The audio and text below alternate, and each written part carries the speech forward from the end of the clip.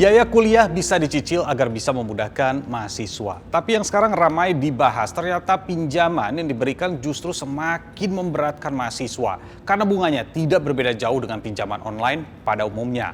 OJK bahkan mengamini bahwa ada banyak kampus yang kini bekerja sama dengan platform-platform pemberi pinjaman untuk memberi cicilan pembayaran bagi mahasiswa. Kita diskusi.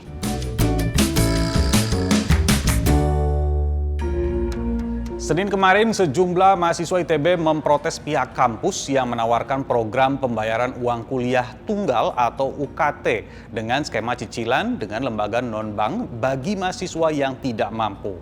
Mahasiswa merasa kecewa karena bunga yang ditawarkan oleh platform pendanaan tersebut bukannya meringankan, namun semakin membuat mahal biaya kuliah. Diberikan pinjaman 12,5 juta untuk kemudian dapat membayarkan pada rentang waktu 12 bulan itu sebesar 15,5 juta rupiah Bapak Ibu sekalian, yang mana itu berkisar pada kisaran 20%. Salah satu mahasiswa bercerita, jika tidak mampu membayar UKT, pihak kampus menyarankan untuk cuti atau menggunakan skema cicilan dari platform yang ditunjuk kampus Danacita. Gimana cuti juga bayar 50% UKT, jadi bayar 6,25 lagi. Duitnya dari mana lagi? Saya nggak tahu. Itu berarti pernah nyoba aplikasi Danacita terus? Enggak, saya kan rumah saya hampir di Citabang, Pak. Saya kelilit utang, saya nggak takut pegang-pegang utang lagi. Lalu apa tanggapan dari ITB terkait layanan biaya UKT dengan skema cicilan ini yang diprotes oleh mahasiswa? Kami coba konfirmasi, sampai Selasa siang Biro Komunikasi dan Humas ITB Naomi Haswanto menyebut belum bisa memberikan keterangan secara detail kasus ini. Dia pun mengatakan tidak hanya ITB tapi ada lebih dari 80 universitas lainnya yang telah bekerjasama dengan platform pendanaan. Sebelum lebih jauh, kita lihat dulu apa itu Danacita. Jika melihat website resminya, Danacita menulisnya sebagai platform pendanaan. Terlihat memang lebih fokus di bidang pendidikan. Dan bukan hanya ITB, tapi ada 148 universitas hingga lembaga pendidikan yang sudah bekerja sama. Lalu apakah Danacita ini legal?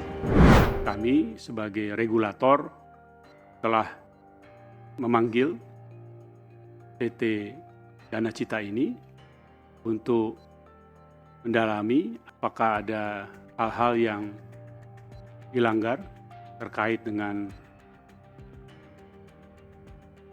proses penetapan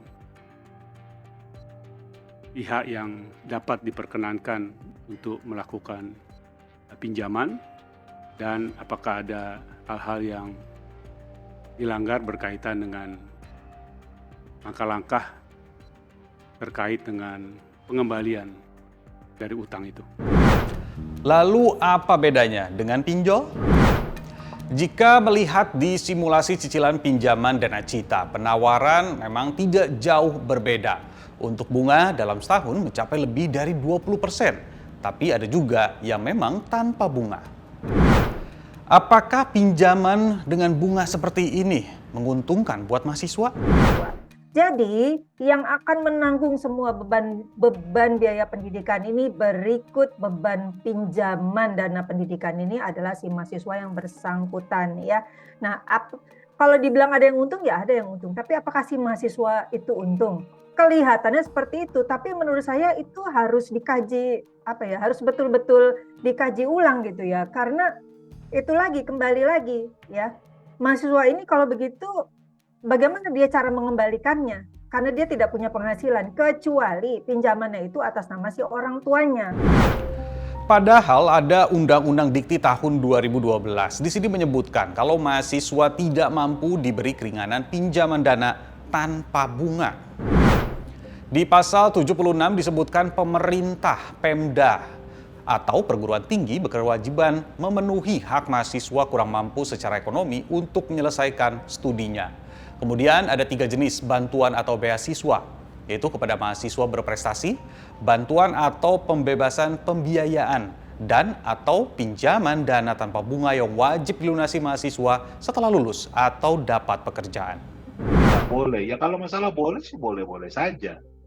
Tapi dengan kondisi kerjasama ini, apakah rakyat akan dipermudah rakyat diberikan akses lebih, rakyat punya kesempatan mendapatkan pendidikan yang baik. Atau sebaliknya, rakyat seperti dicekik, rakyat dipersulit hidupnya. Kalau ternyata rakyat justru merasakan semakin sulit, kenapa langkah ini yang diambil?